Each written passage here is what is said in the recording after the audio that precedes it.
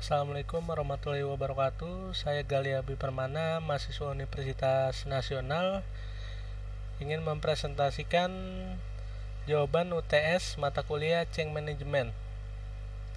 Di sini saya akan menjawab soal-soal yang tertera. Yang pertama, berikut ini merupakan macam-macam perubahan. Sebutkan dan jelaskan. Perubahan tidak berencana dan perubahan berencana. Pertama, perubahan tidak berencana. Perubahan tidak berencana dibagi menjadi dua, ada perubahan karena perkembangan atau developmental change, dan ada perubahan secara tiba-tiba atau accidental change. Pada perubahan karena perkembangan, yang dimaksud dengan perubahan dalam kategori ini adalah penyempurnaan atau fine tuning dari cara-cara yang digunakan saat ini. Contohnya, anggota organisasi dapat ditingkatkan kemampuannya melalui pelatihan dan training. Kedua, adanya teknologi yang lebih canggih yang dapat mempercepat proses bisnis saat ini. Ketiga, rekrutasi baru yang dapat mengisi peran-peran baru. Di sini intinya untuk perubahan karena perkembangan adalah peremajaan, namun tidak secara general. Untuk perubahan secara tiba-tiba atau accidental change, yang dimaksud dengan perubahan dalam kategori ini adalah insiden yang mempengaruhi banyak tanpa diketahui oleh internal.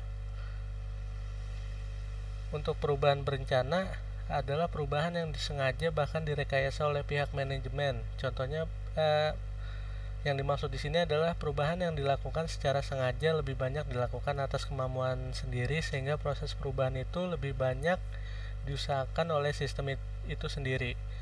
Contohnya, ingin peremajaan total dari sebuah organisasi ataupun perusahaan. Jadi pada anggota-anggota perusahaan atau organisasi diganti seluruhnya atau diganti sistem yang baru. Untuk nomor 2, di sini tahapan dalam melakukan manajemen perubahan. Pertama, ada tahapan identifikasi perubahan. Kedua, ada tahapan perencanaan perubahan. Ketiga, ada tahapan implementasi perubahan. Keempat adalah feedback perubahan ataupun penilaian perubahan. Yang dimaksud tahapan identifikasi perubahan adalah sebelum kita melakukan perubahan, kita terlebih dahulu mengidentifikasi apa saja yang akan dilakukan perubahan tersebut. Setelah kita telah mengidentifikasi, lanjut kepada perencanaan.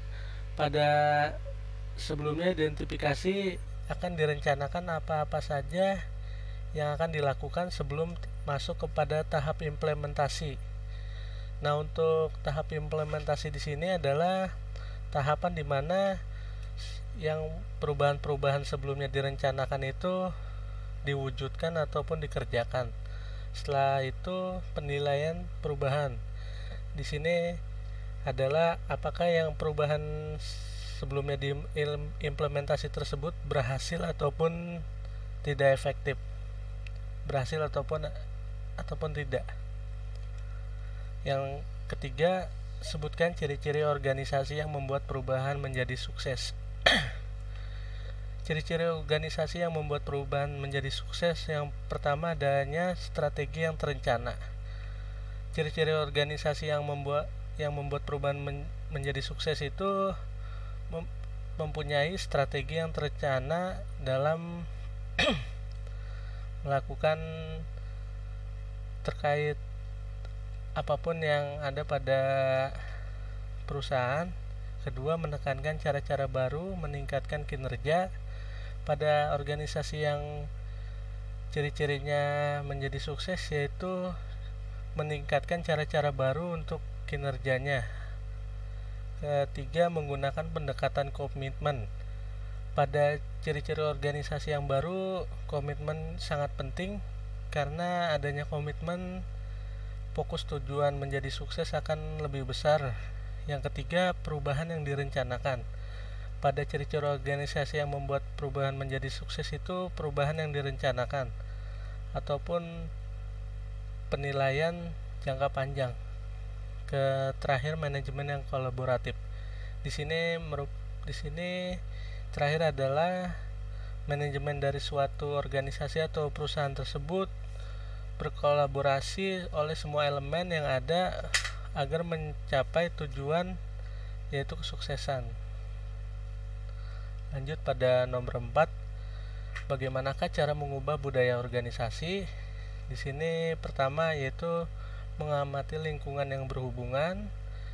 Kedua, melihat kembali misi yang mempelajari tujuan organisasi serta memperbaiki sampai menjadi pernyataan yang singkat dan kuat. Ketiga, menentang hal-hal yang biasa dilakukan dengan mempertanyakan setiap kebijakan, praktik, prosedur, dan asumsi, meninggalkan hal-hal yang tidak berguna. Keempat, berkomunikasi beberapa pesan yang kuat dengan menggerakkan dapat memobilisasi orang dengan tujuan misi dan nilai organisasi. Terakhir, membagikan tanggung jawab kepemimpinan kepada seluruh bagian di dalam organisasi. Untuk nomor 5, sebutkan dan jelaskan teknik dalam mengurangi tantangan perubahan. Yang pertama ada komunikasi. Berikan penjelasan secara tuntas tentang latar belakang, tujuan, akibat dari diadakannya perubahan kepada semua pihak. Di sini komunikasi sangat penting untuk mengurangi tantangan perubahan. Yang kedua ada partisipasi. Ajak serta semua pihak untuk mengambil keputusan. Pemimpin hanya bertindak sebagai fasilitator dan motivator. Biarkan anggota organisasi yang mengambil keputusan. Ketiga ada fasilitasi. Di sini beri pelatihan